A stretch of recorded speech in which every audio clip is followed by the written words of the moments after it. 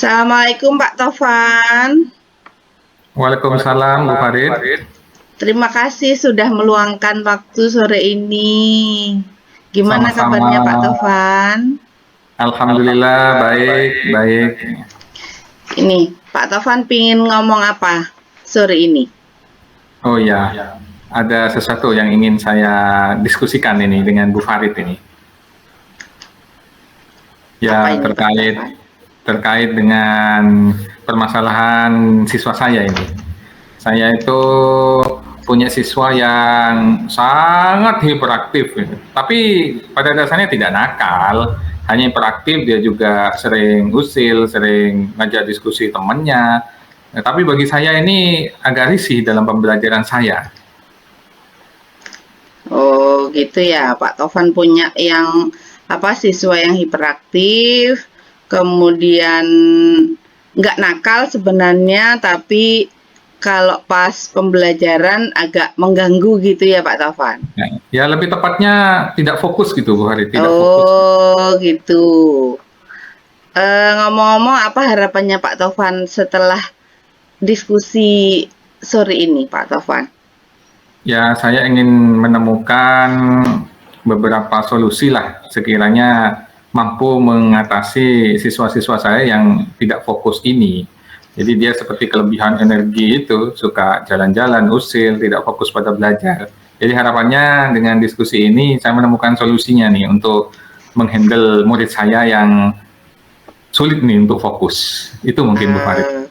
Gitu ya. Kalau menurut Pak Tovan sendiri, siswa yang fokus itu idealnya yang seperti apa?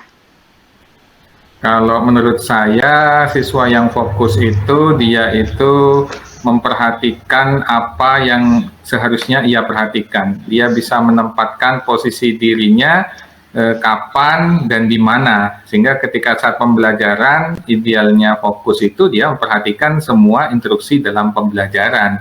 Ya seperti konsep kesadaran penuh, mindfulness kayak gitu itu Bu Farid. Jadi gitu ya. betul-betul hadir dia tuh, sadar betul dia fokus ke pembelajaran. Itu mungkin Bu Farid.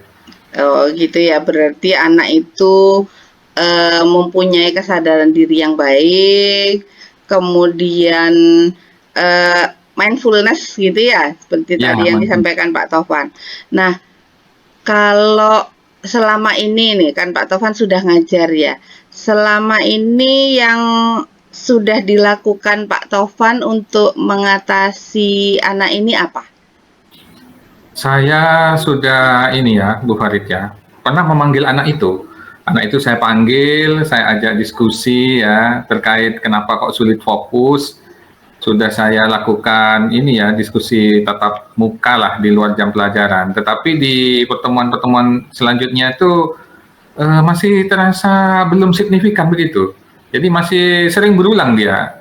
Ketika pembelajaran itu sulit fokus itu, sehingga dia banyak ketinggalan dari materi saya itu. Oh gitu ya Pak Tovan ya. Sulit fokus padahal sudah dikasih tahu gitu, nanti pertemuan besoknya diulangi lagi gitu, sudah dinasehati, diulangi lagi gitu ya Pak Tovan ya? Iya, Bu. Seperti itu ya. Kalau apa yang mungkin ada hal-hal lain yang kira-kira nantinya bisa Pak Tovan lakukan untuk mengatasi anak ini? Saya sebetulnya punya ancang-ancang itu ingin menggunakan konsep pembelajaran sosial emosional. Jadi melalui KSE itu saya ingin diintegrasikan dalam pembelajaran saya.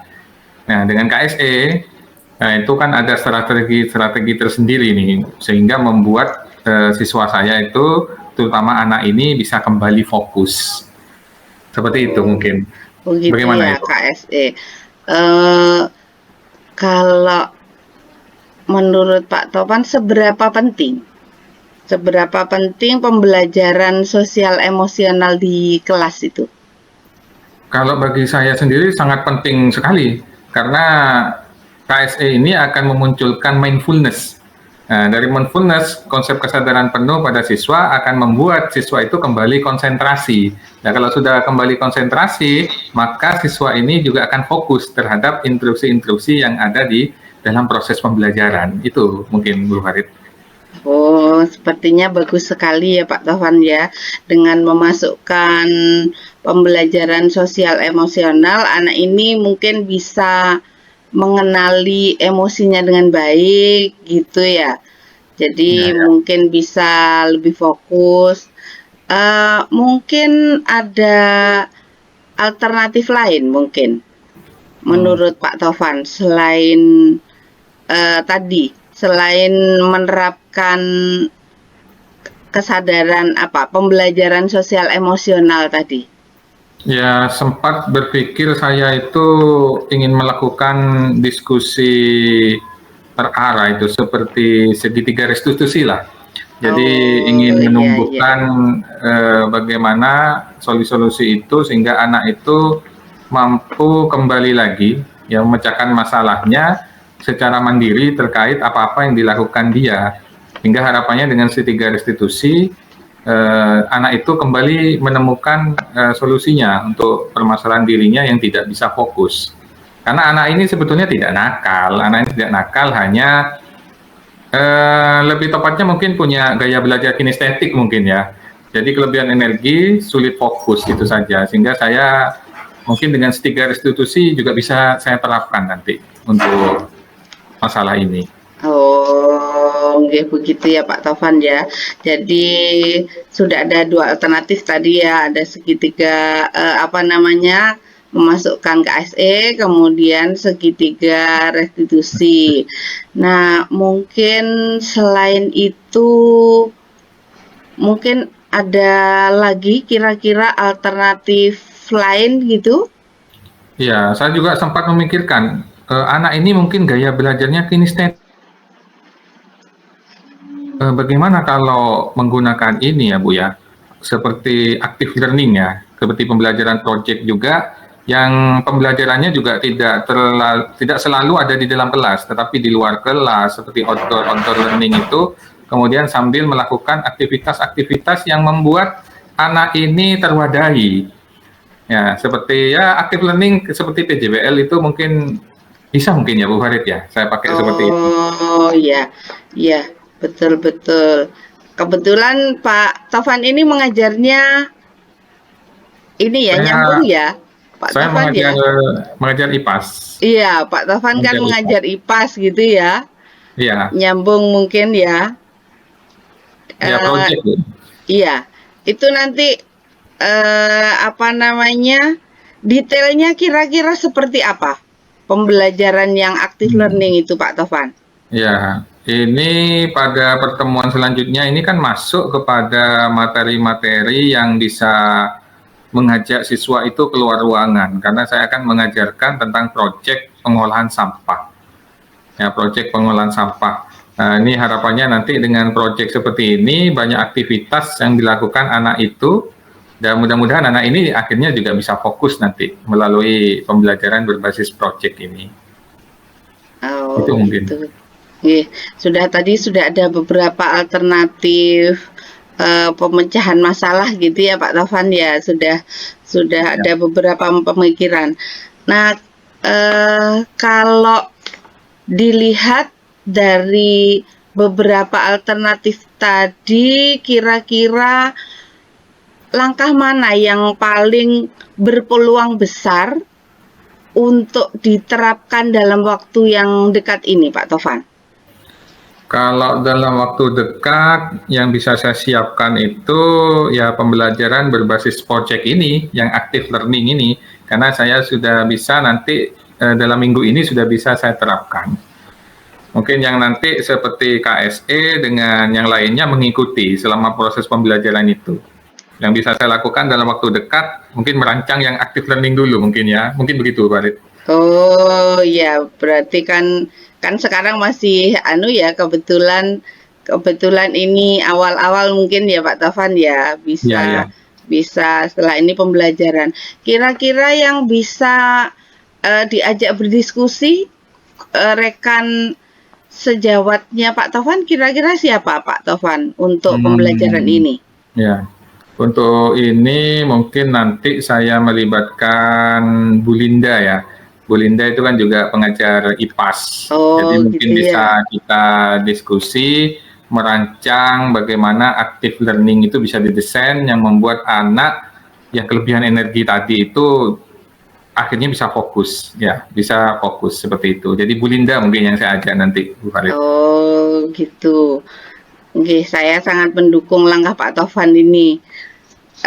Kira-kira kalau dari skala 1 sampai 10, kalau menurut Pak Taufan tingkat keberhasilan untuk ini yang akan dilakukan Pak Taufan itu kira-kira berapa Pak Taufan? Wah, ini ya. Ini mungkin saya memprediksikan itu hmm, angka 8 mungkin masih. 8 mungkin. Oh, Tapi setelah KSE mungkin nanti mengikuti masuk ya bisalah nanti di atas 8. alhamdulillah mungkin sudah setelah ini langsung dicoba ya. Eh ini setelah ini mohon maaf ya Pak Taufan ya, setelah ini kan saya ada rapat waktu saya nggak terlalu apa namanya, nggak terlalu banyak. Sampai di sini kalau menurut Pak Taufan, yang Pak Taufan dapatkan dari diskusi kita kali ini apa Pak Taufan? Ya, terima kasih sebelumnya Bu Farid sudah mengganggu waktunya nih. Ya, alhamdulillah saya bisa menemukan sedikit pencerahan ini. Jadi dari beberapa angan-angan tadi akhirnya saya bisa menentukan langkah-langkah nih yang lebih konkret untuk mengatasi siswa saya yang sangat hiperaktif ini. Terima kasih banyak Bu Farid ya. Jadi sudah mulai ada nih rencana-rencana saya untuk bisa membuat anak ini kembali fokus di setiap pelajaran saya. Wah, alhamdulillah ini Pak Taufan ya. Saya ini sudah tidak sabar ini mau dengar, pengen tahu hasilnya. Nanti kan Pak Taufan minggu ini akan menerapkan pembelajaran active learning ya. Ya, ya, Nanti ya. mungkin kita bisa ketemu lagi minggu depan ya Pak Taufan. Gimana kita membicarakan atau saya ingin tahu hasilnya bagaimana untuk penerapan dari active learning itu ya Pak Taufan ya. Bisa nggih Pak Oke. Taufan nggih? Siap, siap Bu. Saya juga masih perlu nanti untuk diskusi lagi nih untuk kelanjutannya. Terima kasih loh Bu Ya. Farid sudah ini menyita waktunya nih saya nih, meluangkan waktunya. Oke, sama-sama Pak Taufan. Terima kasih ya Pak Taufan. Semoga lancar, tetap Amin, amin, amin. semangat. Amin. Semangat, Mudah-mudahan semangat, semangat. berhasil. Amin. Assalamualaikum. Waalaikumsalam warahmatullahi wabarakatuh. Terima kasih loh Bu Farid, terima kasih. Sama-sama.